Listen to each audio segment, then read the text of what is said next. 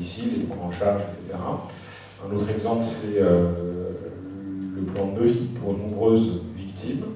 Quand sur un accident ferroviaire, un accident technologique, un attentat terroriste, vous devez organiser la prise en compte de très nombreuses victimes. Comment on organise un plan, un poste médical avancé, les rotations, les envoyades de blessés vers ce PMA, vers les hôpitaux, etc.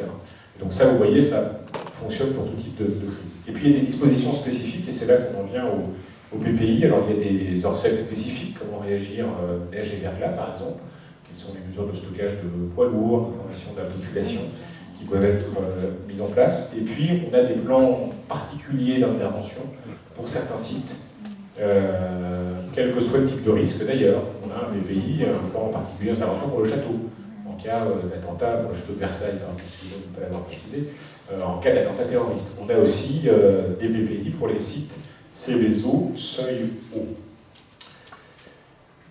Quand on est confronté, alors voilà, qu'est-ce qui, phase de la gestion de crise, qu'est-ce qui va rentrer dans le PPI? Précisément, le plan particulier d'intervention, il définit ces phases de gestion de crise sur un site particulier. Alors il est défini d'abord dans l'espace. C'est la première carte que vous avez, avec des cercles qui forment un patatoïde, qui correspond à l'extension maximale des effets nocifs irrémédiables en cas de survenance d'un incident au SIAP. Donc, à l'intérieur, il peut y avoir des effets, à l'intérieur, même si la propagation des produits chimiques, ou l'onde de chaleur, ou l'onde de choc qu'on évoquait, va au-delà du cercle, il n'y a plus d'effets nocifs, irrémédiables, immédiats pour la population riveraine. On est bien dans une logique de réponse immédiate, de secours. L'objectif de ces plans, c'est de protéger immédiatement les vies. Il peut y avoir d'autres éléments qui sont liés à des risques sanitaires à long terme après un épisode. C'est pas ça qu'on gère dans l'urgence, dans l'immédiat, dans un PPI. Donc voilà, des lieux où ça se passe. Et du coup, ce sont ces cercles qui sont déterminés par des ingénieurs dans le cadre de l'étude de danger. Ce sont ces cercles qui vont définir le périmètre d'application du PPI et donc les communes concernées. Et c'est ça qui explique que nous soyons réunis ce soir, puisque Conflans, avec un certain nombre d'autres communes, a une partie de son territoire, compris dans ces cercles. Et donc le plan particulier d'intervention du SIAP Seine-Aval est applicable sur son territoire. Dans la phase d'élaboration d'un PPI, il y a d'abord un travail entre les services, entre l'exploitant, entre les services de l'État et les services de secours, avec les collectivités, sous l'autorité du service, coordonné par le service interministériel de défense et de protection civile de la préfecture. Et une fois que ce travail est fait, ça prend 1 à 2 ans, il y a une phase de consultation obligatoire. Donc on doit recueillir l'avis des maires, le PPI a été transmis à chacun des maires concernés par chacune des 2 préfectures concernées, le Val d'Oise et les Yvelines. Et il y a une deuxième phase, une deuxième procédure parallèle à cette consultation des maires. Votre maire, Laurent Brosse, a reçu le projet de PPI il y a 2 mois pour faire part au préfet de ses observations. Parallèlement, il y a une procédure d'information du public qui est les plus brèves, qui dure 1 mois, qui se passe en mairie, en sous-préfecture.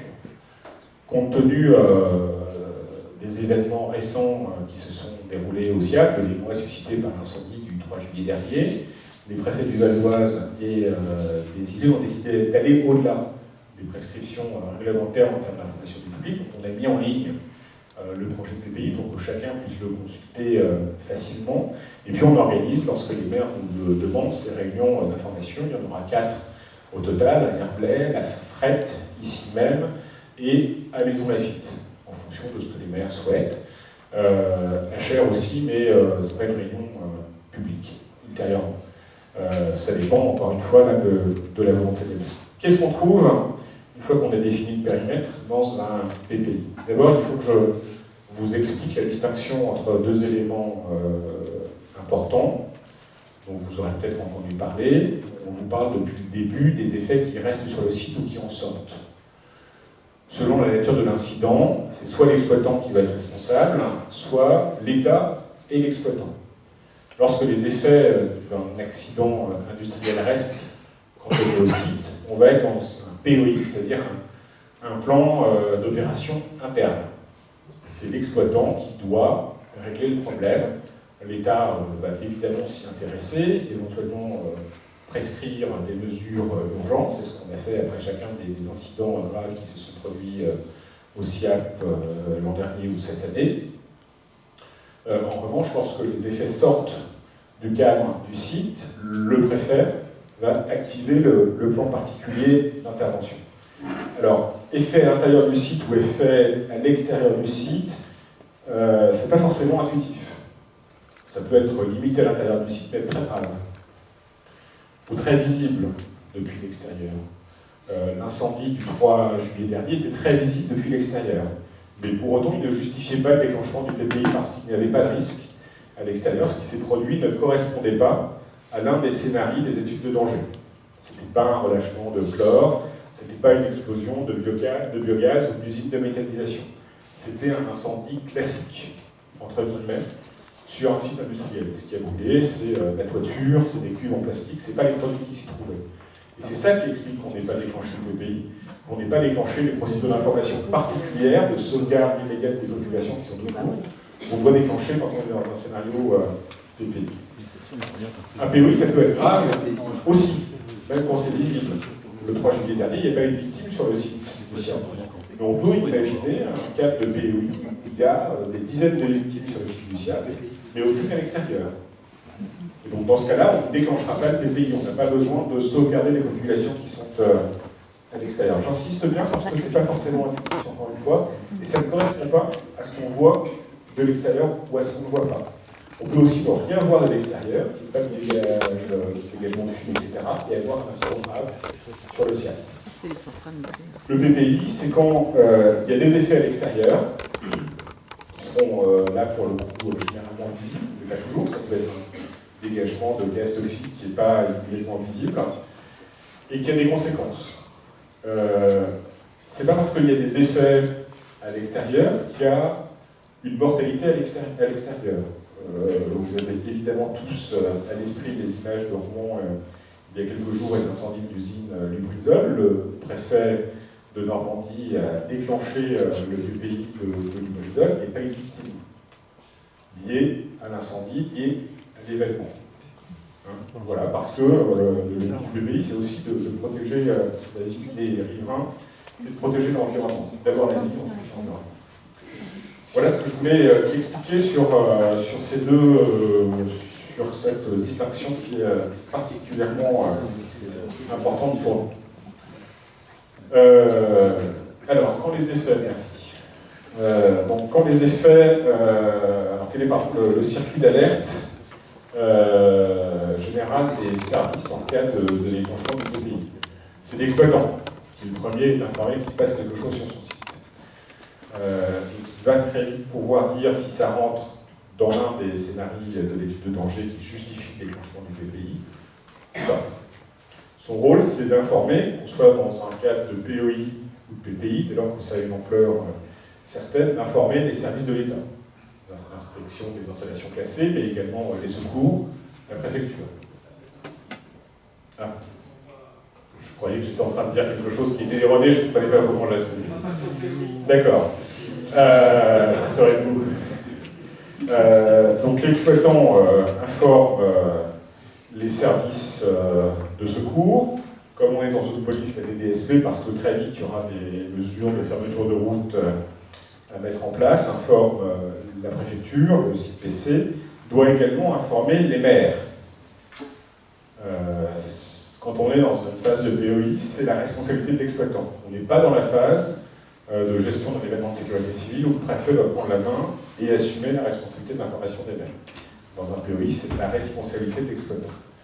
Après l'événement du 3 juillet, le préfet a décidé de modifier ça et d'aller plus loin que ce qui est prévu par la loi en prenant à son compte l'information des maires quand il y a un POI qui est déclenché avec un événement visible à l'extérieur, type grand panache de fumée parce qu'il y a un incendie sur le site. Donc dorénavant, c'est la préfecture qui informera dès le départ les maires en leur disant, en leur confirmant qu'il y a quelque chose de visible et qu'on n'est pas dans le cadre d'un déclenchement du PPI et qu'il n'y a pas lieu de décliner les mesures de sauvegarde de la population qui sont dans le PPI. Donc là, vous avez, c'est pas très lisible, j'en suis désolé, mais ça, c'est le type de document qu'on retrouve dans le PPI, que vous pourrez consulter sur le site internet ou à la mairie de Conflans. Donc voilà ce qui se passe quand on est en phase POI, il y a un événement, l'exploitant déclenche son POI parce que les effets restent sur le site, il assure son alerte interne, ça veut dire éventuellement qu'il déclenche des sirènes à l'intérieur. Et parfois ces sirènes sont audibles de l'extérieur. Sauf que ce n'est pas la même sonorité que les sirènes du PPI. Ça ne marche pas toujours. Si vous avez un doute, il faut agir comme si c'était les sirènes du PPI. Et c'est à nous, on se charge de lever rapidement le doute. On vous fera écouter, je crois que c'est prévu, écouter des sirènes du PPI tout à l'heure. C'est un peu les mêmes sirènes que celles que vous entendez chaque premier mercredi du mois, en plus long. Ça dure, les coups de sirène sont plus longs, durent 1 minute, 41 secondes chacun. Donc alerte interne, alerte de la préfecture, et pour le SIAP, mais seulement pour le SIAP, la préfecture dorénavant informera directement les maires. Il y a des mesures opérationnelles aussi qui sont prises. PPI, POI, c'est à la fois informer et agir. Ces mesures, c'est l'absence de confinement, donc ça c'est une absence de mesure. On n'a pas besoin de se confiner dans un POI puisque les effets ne sortent pas du site. Vous l'aviez compris. Il y a éventuellement des opérations de bouclage, vous pourriez voir.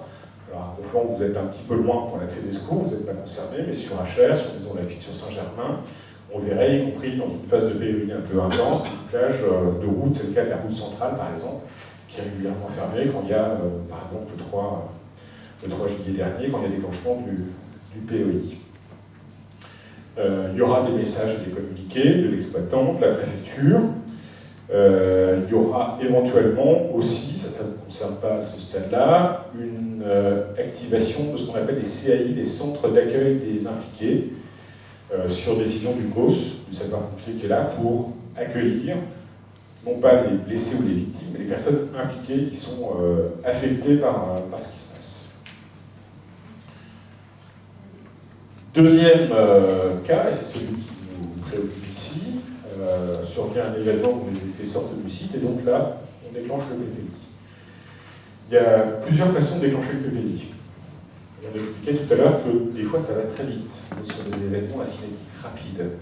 Et donc on n'a pas le temps que l'exploitant appelle le site PC, même si c'est activé H24, il y a toujours un agent qui répond au téléphone, que ça remonte à l'autorité préfectorale, qu'on comprenne ce qui se passe, qu'on fasse redescendre l'ordre de déclencher les sirènes qui vont informer la population. Tout ça prendrait 10-15 minutes, c'est parfois trop long. Donc le PPI prévoit que par délégation du préfet, c'est l'exploitant, dans les cadres qui correspondent à un événement acinétique rapide sur le site, c'est l'exploitant qui déclenche les sirènes d'information du PPI qui invitent la population à se confiner. Ça, c'est pour gagner du temps. Puis ensuite, j'y viendrai, on précise, on raffine, on lève éventuellement le confinement. Mais au début du PPI, quand on est directement dans un événement acinétique rapide, on est dans une phase réflexe de déclenchement du PPI. Parfois, ça arrive plus lentement parce que l'exploitant est d'abord dans un POI et puis les choses deviennent incontrôlables et alors il faut déclencher le PPI. C'est ce qui s'est passé sur l'usine du Brisol. On était d'abord sur un incendie interne, l'exploitant a déclenché son POI et puis ses moyens propres n'ont pas suffi à éteindre l'incendie qui a pris une ampleur et eu des répercussions que vous connaissez et qui ont donc justifié après, dans le temps, le déclenchement par le préfet du PPI.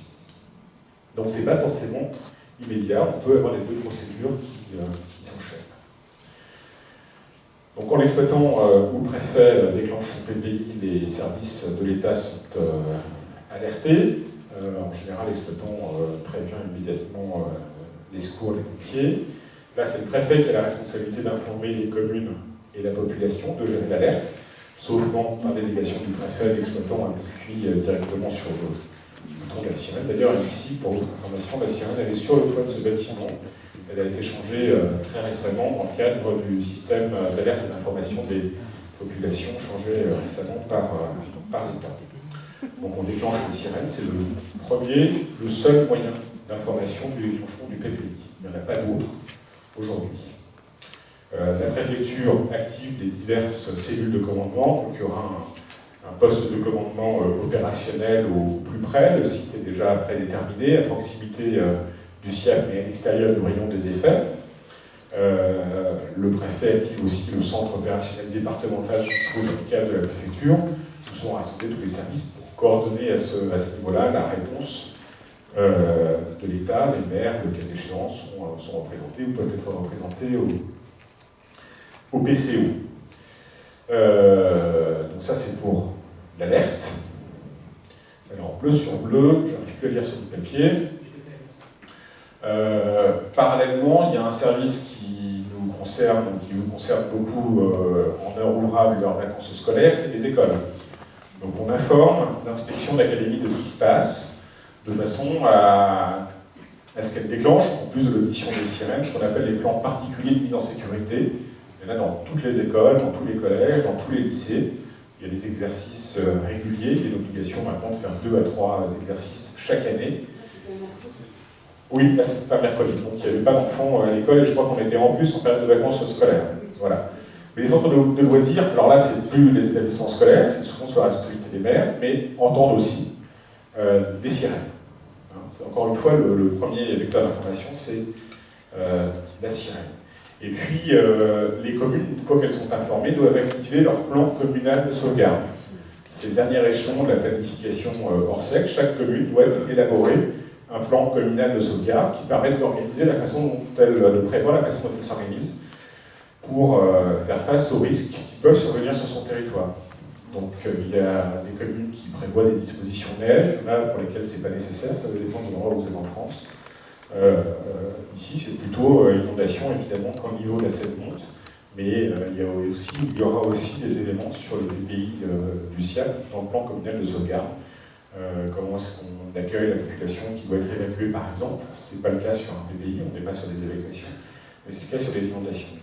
Et puis il y a un certain nombre d'actions de protection des populations qui sont prises. La première, je le répète, le réflexe quand on entend les sirènes du PPI, c'est le confinement. On se met à l'abri chez soi. On ne sort pas. On ne va pas à l'école chercher les enfants, ils sont eux-mêmes confinés à l'intérieur de l'école par leurs enseignants qui ont été formés à ça, ou quand ils sont au centre de loisirs. On reste chez soi. Nous, on met en place des mesures de bouclage pour éviter qu'il y ait d'autres personnes qui rentrent dans le périmètre impacté. On arrête la circulation fluviale, la circulation ferroviaire, pour tout ce qui passe dans le périmètre du PPI qu'on a vu. Donc on est en lien avec la VNF, avec la gendarmerie fluviale, avec les BC d'ingulation de la SNCF, avec les transporteurs, les sociétés de bus. On diffuse des messages et des consignes, et c'est là qu'on passe d'une information réflexe, des sirènes, d'une information qui a de la qualité du contenu. On va le faire par tous les vecteurs possibles. Alors on va tweeter, on n'est pas forcément tous abonnés au Twitter de la préfecture, même si je vous recommande vivement de vous rejoindre. Mais on va surtout communiquer à la radio, et en particulier sur France Bleu. C'est partout le cas, il y a des conventions partout entre l'État et France Bleu et la radio, la gestion de crise. Et dans ce cas-là, les journalistes de France Bleu oublient leur casquette de journalistes, ils sont avec nous au COD ou au PCO, moi je l'ai vécu dans certains de mes postes, et ils sont là pour relayer les consignes, l'information pour donner aux populations.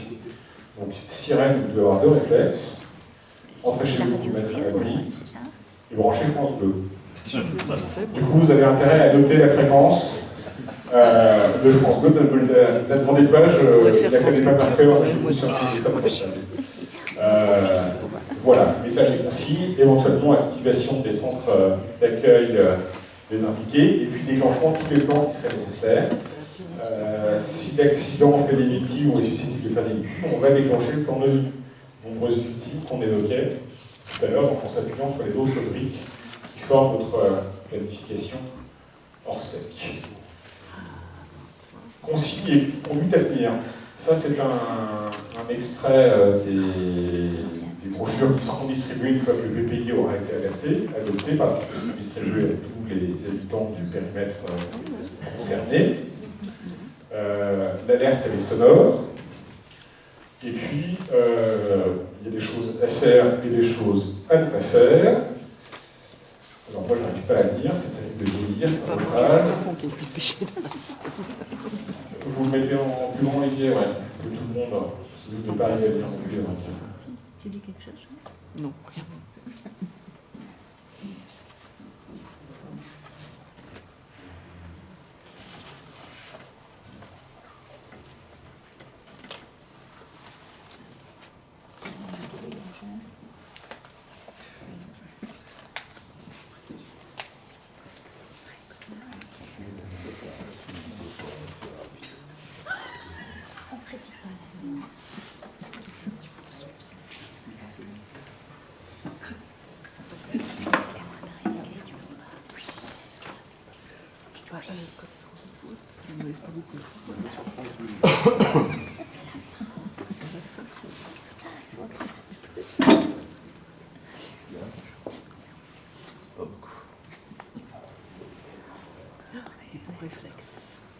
Première chose à faire, se mettre à l'abri, rentrer chez soi, si vous êtes en train de jardiner, rentrer chez vous. Deuxième chose à faire, puisque vous êtes à l'abri, il faut fermer évidemment les portes et les fenêtres, toutes les portes et les fenêtres. Si vous voulez bien descendre, Olivier, pour voir la troisième chose à faire. Écoutez la radio, je vous le disais, France Bleu Île-de-France, à l'heure de la fréquence 107.1, qui va vous confirmer qu'il faut confiner, ou qui va aussi vous dire le vent se dirige dans telle direction, donc le risque est pour telle commune. Vous avez plutôt de la chance, à Conflans, les vents sont plutôt dirigés de façon à ce qu'ils soient majoritairement de nature à éloigner les éventuels panaches de fumée quand on est sur le risque toxique, de façon à les éloigner de Conflans. C'est moins le cas évidemment d'autres communes. Écoutez la radio, et c'est là qu'on vous donnera les consignes. Et puis il y a les consignes de fin, des choses à ne pas faire, excusez-moi d'abord. Donc je vous disais, n'allez pas chercher vos enfants ou vos petits-enfants à l'école. Ils sont comme vous, confinés, derrière des portes et des fenêtres fermées. Ils sont plus en sécurité là que si vous-même vous mettez en danger en venant les chercher, et que vous les mettiez en danger en les sortant de l'établissement. Ne téléphonez pas ou téléphonez le moins possible pour laisser les réseaux téléphoniques disponibles pour les secours.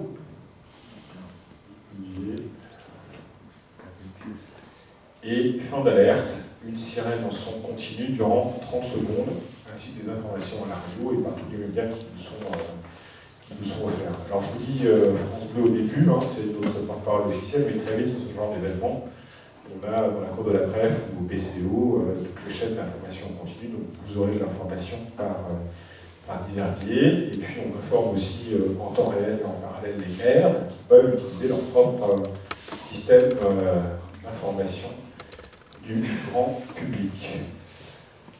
Voilà ce que je voulais vous dire sur ce qu'est un PPI. Alors, vous le voyez, on a des mesures de sauvegarde immédiate de la population. C'est d'abord ça, le premier but du PPI. C'est de protéger la population en l'informant immédiatement d'un danger et en lui apprenant du coup les réflexes adoptés, se confiner. Il y a d'autres mesures qu'on n'a pas détaillées ici, d'autres types de risques qui ne sont pas les atteintes immédiates. Il y a des conséquences environnementales évidemment sur un événement PPI. On gère ensuite. Et le PPI, c'est d'abord destiné à gérer l'urgence et à sauver les vies des riverains. C'est pour ça qu'on s'organise, c'est pour ça aussi qu'il y a tout un travail sur ces risques. On vous a dit quels étaient les risques. Ce qu'on ne vous a pas dit, c'est que l'exploitant, comme l'inspection des installations classées, travaille constamment à limiter les risques.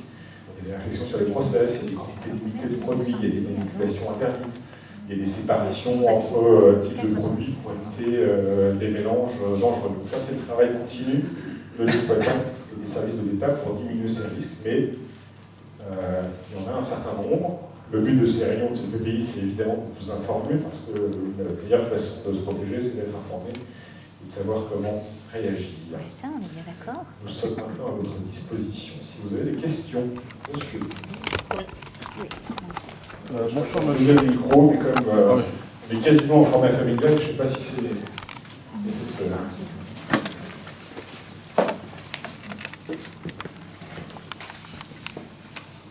Merci, monsieur. Un conflanet. Tout à l'heure, il y a un des premiers intervenants, dont je ne me souviens plus du nom, qui nous a annoncé que la surveillance avait lieu H24. J'aurais voulu savoir si c'était une surveillance uniquement vidéo ou une surveillance humaine. Non, je parlais de surveillance humaine. Alors, quand je parlais de surveillance H24, je parlais du système d'assainissement dans sa globalité, donc l'ensemble des réseaux et des usines du SIAP. Si on focalise sur le site de Seine-Laval, il y a du personnel présent 24 heures sur 24, 7 jours sur 7. Alors, est-ce que vous me permettez de vous poser une deuxième question qui, d'après l'un de vos techniciens, déclare, bien sûr c'est ses déclarations, le 26 août, alors que la détection incendie était en panne dans toutes les installations critiques du service 2, le SIAP maintient la production sans aucun agent sur place, se contentant d'organiser des rondes toutes les heures pendant la nuit. Oui, alors je ne vais pas polémiquer avec... alors c'est pas tant un technicien qu'un représentant d'un syndicat, pour être tout à fait précis. Il peut arriver, c'est ce qui s'est arrivé ce jour-là, qu'on ait un système de détection incendie qui soit en panne et on ne puisse pas faire intervenir le prestataire pour le réparer. Donc à ce moment-là, pour effectivement mettre en place une surveillance, eh bien, on a fait en sorte que les agents fassent des rondes régulièrement et soient présents, alors que normalement, ce n'est pas nécessaire puisque la détection est là pour ça. Très bien. Comme je ne reprends pas la parole, je vais vous reposer juste une petite question. Je précise juste une chose. Au-delà du cas du SIAP sur ces pannes de système de détection incendie, ça arrive fréquemment sur un tas de sites. Ça peut arriver dans une école, ça peut arriver dans un hôpital, ça peut arriver dans un hôtel. Dans ce cas-là, la réglementation, les sapeurs-pompiers prévoient des dispositifs de compensation. Ces dispositifs de compensation, c'est généralement des rondes renforcées pour compenser l'absence de détection automatique. Évidemment, en cas du SIAP, dès lors qu'il n'y a pas du système d'incendie, on ne peut pas arrêter le fonctionnement de l'usine, parce qu'elle dépollue en continu. Donc si on ferme pour ça, il n'y a plus de dépollution, et donc il y a des conséquences environnementales sur la Seine très immédiatement. Merci pour votre réponse. Je voudrais en profiter, parce qu'après je n'interviendrai plus, j'ai un peu le micro, excusez-moi. Suite à la destruction totale de l'unité de clarification, lors de l'incendie du 3 juillet, 3 enquêtes ont été ouvertes, me semble-t-il. Un audit technique interne, une procédure judiciaire dès le lendemain, ainsi qu'une enquête de la DRIE, et aussi une expertise a été demandée et a été confiée au Centre national de protection et de prévention. Alors bien entendu dans les limites juridiques, puisque bien sûr en termes judiciaires, etc., on ne peut pas communiquer n'importe quel élément. Est-ce que vous auriez quand même quelques éléments de réponse, puisque à mon avis ces enquêtes et cette expertise sont destinées à essayer de prévenir de nouveaux risques qui pourraient nous conduire à des catastrophes similaires, comme celle du 3 juillet dernier. Catastrophe, je dirais incident pour ne pas être trop excessif. Merci. Alors, une précision, hein, c'est pas de la sémantique malgré tout. Le bâtiment n'a pas été détruit en totalité. Hein. C'est important de préciser parce qu'effectivement, j'ai lu beaucoup de choses à ce sujet. Et si vous venez sur le site et que je vous montre le bâtiment sous un certain angle, vous vous demanderez si effectivement c'est ce bâtiment-là qui a brûlé, parce que extérieurement, il n'a pas souffert, c'est vraiment très, très localisé. Après, effectivement, il y a un certain nombre d'audits qui ont été lancés ou qui vont être lancés.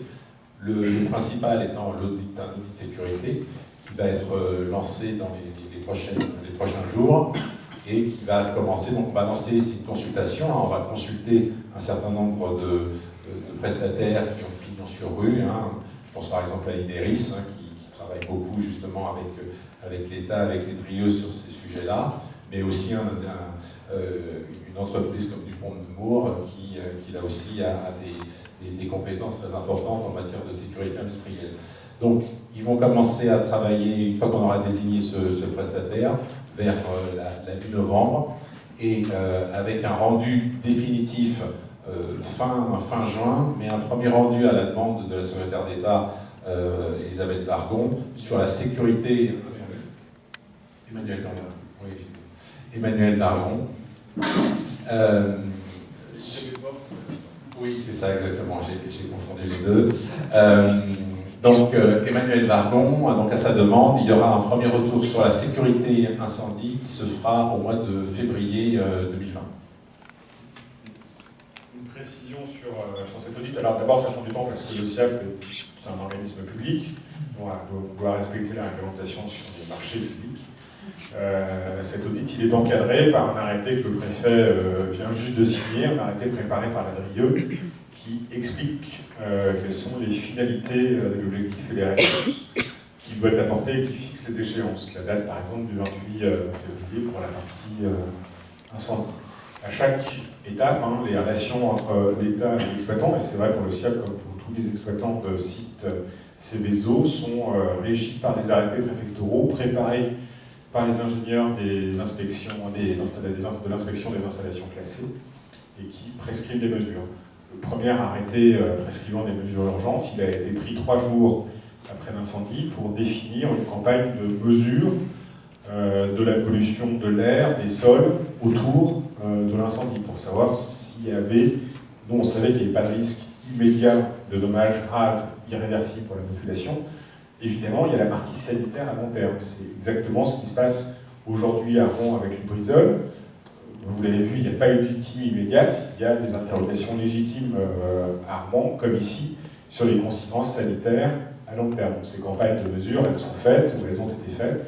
On est en train d'avoir les premiers résultats. Le SIAP les présentera jeudi prochain dans le cadre d'une réunion publique. Le préfet en a fait 3 ou 4 depuis l'épisode à la sous-préfecture de Saint-Germain pour informer vos élus, les associations, la population. C'est ouvert à la presse aussi, pour informer tout le monde de ce qui s'est passé, de ce qui se passe, et de la suite, à la fois sur l'incendie lui-même, ses éventuelles conséquences sanitaires. Pour le moment, toutes les études, vous nous direz, montrent qu'on ne trouve pas de produits inquiétants dans les prélèvements qui sont faits.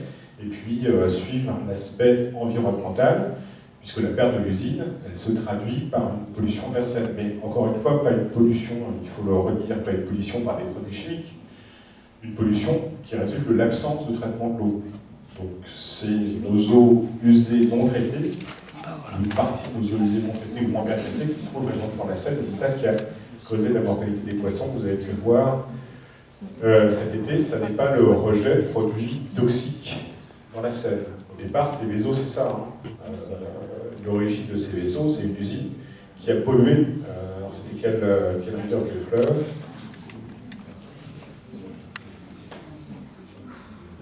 L'accident de Céveso est un accident de pollution avec ce qu'on appelle les polluants persistants, c'est la dioxine, bien connue, la dioxine de Céveso. On a passé d'ailleurs pratiquement une décennie à courir après les bidons et les fûts, ça avait beaucoup effrayé la chronique. La particularité de cet accident à Céveso, c'est qu'il ne fait aucune victime directe. Il y a eu des victimes indirectes, et notamment du fait des propriétés de la dioxine, notamment ses effets sur la femme enceinte et sur le fœtus, qui ont créé effectivement un certain nombre de victimes. Voilà. Si on veut parler d'accidents industriels, avec des conséquences humaines directes, l'accident de référence sera plutôt malheureusement celui de Bhopal.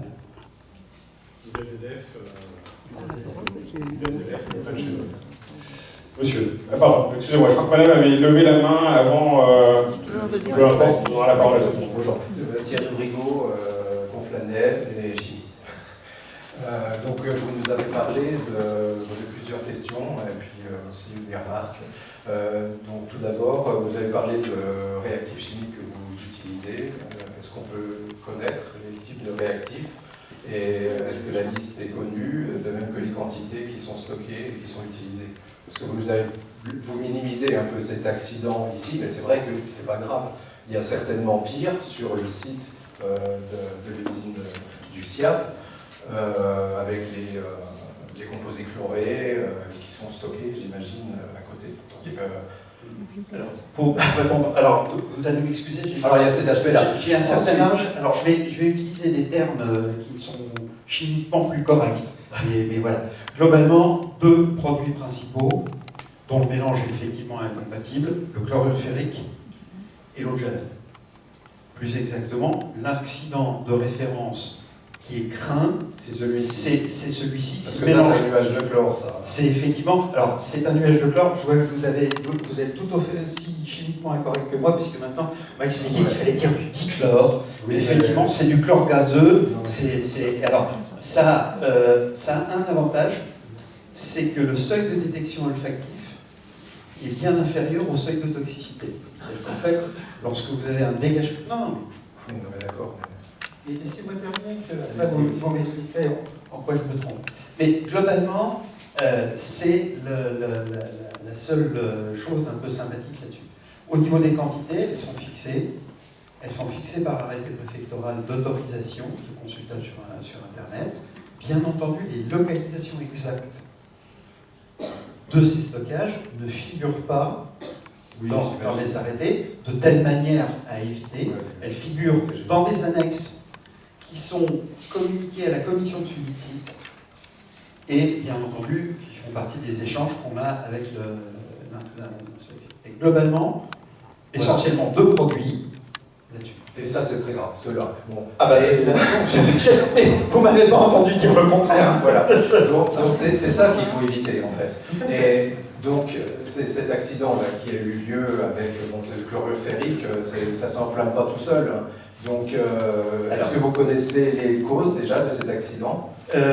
Jamais au grand jamais, nous n'avons évoqué un incendie chlorurférique. Non, mais oui, non, mais d'accord. Alors, pourquoi? Parce que, effectivement, très rapidement sur site, sapeurs-pompiers et l'inspection des installations classées, on est allé constater que l'ensemble du chlorure ferrique s'est déversé dans les cuvettes de rétention.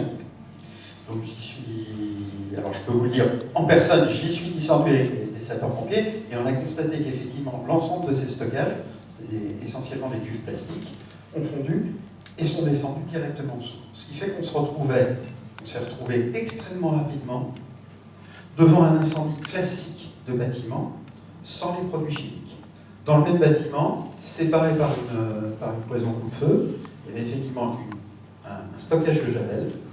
L'existence du mur coupe-feu a permis aux sapeurs-pompiers de préserver ce stockage, qui est aujourd'hui, alors si ce n'est intact, mais qui n'a pas perdu son intégrité. Donc, à aucun Vous avez eu chaud alors, ouais. J'ai eu chaud, y compris physiquement, parce que j'ai plus l'habitude du costard-cravate que de l'aérie. Enfin bon, on s'habitue à tout là-dessus. Mais globalement, sur cet accident-là, c'est bien pour ça qu'à aucun moment on a déclenché le PPI, on s'est retrouvé sur un feu de bâtiment qui est totalement classique. Alors si on fait le comparatif par rapport à Lubrizol, parce que aujourd'hui c'est... Hein, d'un côté on a un incendie de produits chimiques, et je me permets d'insister, et de l'autre côté on est sur un feu de bâtiment sur lequel un certain nombre de mesures de protection n'ont pas fonctionné, parce qu'on va pas non plus dire que tout s'est passé dans le meilleur des mondes, mais sur lequel les mesures de protection visant à éviter le mélange de produits incompatibles ont fonctionné. Mais il y a eu accident. Et là, donc, est-ce qu'il y a un mauvais entretien? C'est des questions qu'on se pose. Parce que cet accident, il pourrait avoir lieu à un autre endroit plus exactement, dramatique. on commence à avoir des idées assez claires du scénario qui s'est passé, qui est d'ailleurs un scénario vraisemblablement d'un classicisme éhonté, et qui n'a pas grand-chose à voir avec la manipulation de produits chimiques. C'est tout ce que je peux vous dire aujourd'hui. C'est important cette phase. Tout à fait. Non, mais parce que c'est voilà. bien pour ça que je vous le dis. Pas très clair.